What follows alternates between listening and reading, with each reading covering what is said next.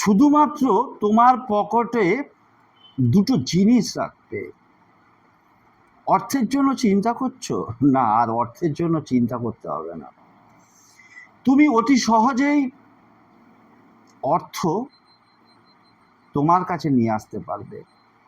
তুমি যাই করো না কেন, যে কাজই করো না কেন, বিশেষত যারা ফাটকা ইনকাম করে তাদের জন্য বলবো যে একটা ছোট্ট কাগজের মধ্যে 5টা গোলমরিচ এবং 5টা ফুলযুক্ত লবঙ্গ, প্রথমে কি করবে, 5টা ফুলযুক্ত লবঙ্গ এবং 5টা গোলমরিচকে পুরুষ নারী উভয় ক্ষেত্রেই ডান হাতের তালুতে রেখে স্নান করে এসে, যে কোনো দিনই এটা করতে পারবে, নিজের মাথার উপর দিয়ে ঘড়ির কাঁটা যেরকম ঘোরে সেইভাবে 9বার ঘোরাবে। যখন ঘোরাবে, ওই যে টাকা এসে গেছে, আমি অত্যন্ত সৌভাগ্যশালী, আজকে আমার কাছে প্রচুর টাকা, প্রচুর ব্যাংক ব্যালেন্স, প্রেজেন্ট টেন্সে নিজের ইচ্ছেটাকে বলো, বলে ছোট্ট একটা কাগজের টুকরো হোক, খাম হোক, পাউচ ব্যাগ হোক, তার মধ্যে মুড়ে ওই